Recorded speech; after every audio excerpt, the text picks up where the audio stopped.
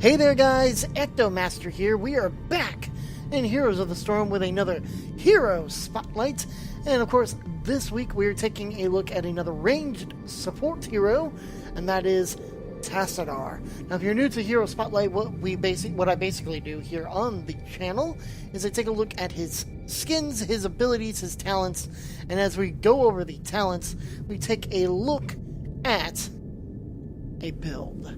Now, the one that I'm getting is from heroesnexus.com, and it's from, I think we did this guy last week, BR15K, or as it's like to be known. Yeah, we did the Sergeant Hammer one last week, so we're going to be doing another one of his this week for Tassadar.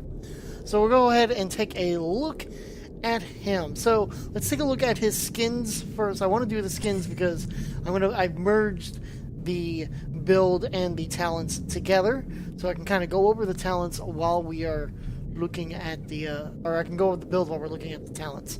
So the skins kind of feel a little left out. So let's go ahead and just take a look at him. So this is his main skin. This is how he looks when you first get him, and then he has two alternate skins. It's pretty cool looking. His Master Level 10 skin. Now you need 10,000 gold to unlock it. This is what it looks like. Now you have this, what is that? Legendary skin, and it has its own mount, its own voice, theme. It's all themed. It's $14.99. It's Mecha Tassadar. It's pretty much, okay. Look, it's a transformer. Okay, it's a transformer. Then you have Crypt King Tassadar, which is based off of the, I totally forgot, the Egyptian battleground thing. I can't remember what it is. Hold on, I know how to check. Custom games, Sky Temple. That's what it is. Anyways, so here is Crypt King Tassadar as well. And then the third one is actually, it looks like his base skin, which is pretty cool. Alright, there we go. Enough about the skins. Let's talk about his abilities and his talents, and then a build while we're doing that. So, abilities. To start off, the Q, W, and E. Q is Plasma Shield.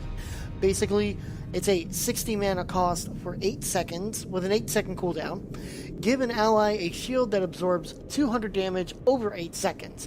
So, if you hit 200 damage before 8 seconds is over, of course, obviously, boom, the shield is gone. If it doesn't, then by 8 seconds, it's gone. The W ability is Psionic Storm, a 65 mana cost area effect ability. It has an 8-second cooldown, and it deals 40 damage. Now, this damage meter is, of course, off the base of it. You know, as soon as you log in, this is what it's going to cost. So I may switch over to saying deal X damage per second to enemies in target area for 3 seconds. The E ability is a Dimensional Shift. It's a 75 mana cost with a 20-second cooldown. Become invulnerable and fully invisible for 1.5 seconds. Now his trait, which is D, is called Oracle. It's a 25 mana cost for a 30-second cooldown. Greatly increases your vision radius and allows you to detect enemy heroes, and it lasts for 5 seconds. Now he has two heroic abilities, Archon and Force Wall. Archon is an 80 mana cost. It has a 100-second cooldown, or a 100 seconds cooldown. You transform into an Archon, gaining a 200-point shield, causing basic attacks to deal X damage and splash worth X additional damage, and it lasts for 12 seconds. Force Wall is a 35 mana cost, has a 12-second cooldown. You create a wall that blocks all units from moving through it for 2.5 seconds. Alright, so let's look at his talents. And of course, while we're looking at his talents, we'll look at a build as well. Now this build is called Tassadar, the Undying, Bane of Stealth, Baron of Lightning. So, Level 1, Conjurer's Pursuit. Not one that I usually talk about, but I will because guess what they recommend to take at level 1. Conjurer's Pursuit increases mana regeneration by 0.5 per second. Every 3 regeneration globes gathered increases this bonus by 0.25 seconds. The other options are Minion Bulwark, which increases Plasma Shield amount by 50% on minions and mercenaries and makes it last forever. Psion Fusion Psionic Storm returns X mana for each target initially hit. And Overload increases Psionic Storm's range by 33%. At level 4, you get another choice of all these. You can increase your trait, which is Mental Acuity. Reduces the cooldown of Oracle by 15 seconds. Leech Plasma. Targeting Plasma. Leeching Plasma. While Plasma Shield is active, 20% of the target's basic attack damage against the primary target is returned as health. You knock them out sideways, and lo and behold, Reinforce Structure. The Plasma Shield is 100% stronger and lasts 100% longer when cast on structures. And then Promotes and Healing Ward are 2 that you can activate. So it's not one that you just do. Now, for this build, they recommend getting Healing Ward. At level 7, you get quite a few quite a few options here as well. You always get options. You always have options. Call Down Mule is another one we see quite often with support characters. Mule just fixes buildings for you so that it's not something that you have to worry too much about. But the ones that are specific to Tassadar are Kala's Embrace. If Plasma Shield expires, 50% of the shield remains indefinitely. This effect does not stack. Static Charge. Enemies damaged by Psionic Storm are marked with Static Charge. Your basic attacks consume the Static Charge to deal 24 or X damage. And then Deep Shift.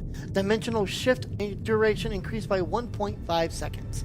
For the build, they recommend to get Static Charge. Level 10 is the Heroic Abilities, and for this, he says to get Archon. Now, honestly, I see a lot of Force Wall taking more over Archon, but for this build, that's one that they suggest to get.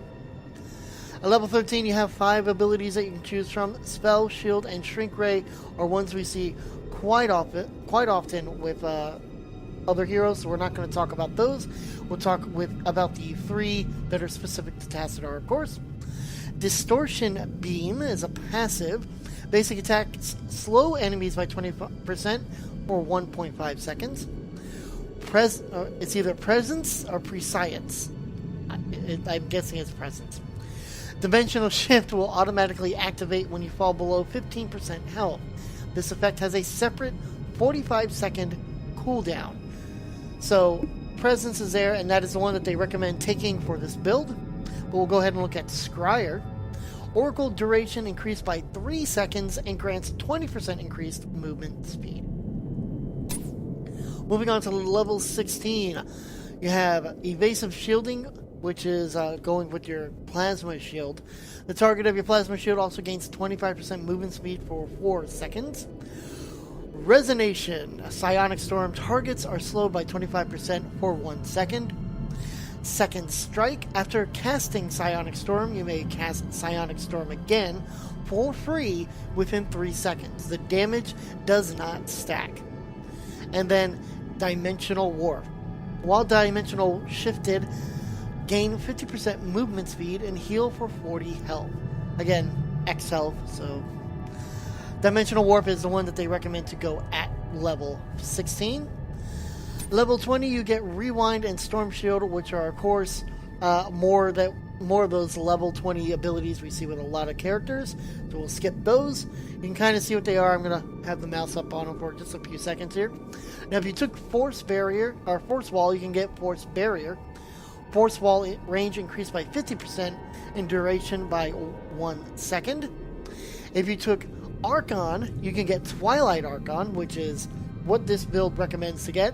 Increases Archon's initial shield, attack damage, and basic attack range by 35%. So there you have it, guys. That is the ranged support Tassadar with the build Badassadar, the Undying, Bane of Stealth, and Baron of Lightning. Now, as far as what it's good against, this recommendation is saying it is strong against Asmodan, Kalphas, Murky, Nova, Sergeant Hammer, and Zeratul, but it is neutral against everybody else. So there you have it.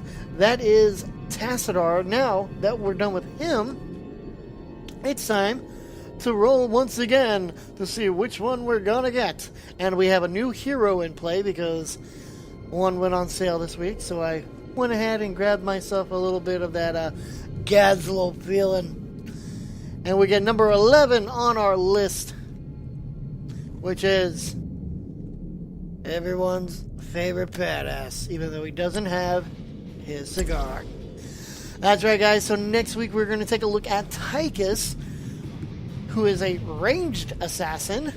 We'll see what his builds are like, and we'll go from there. Until then, I am EctoMaster, and I will see you guys in the next round.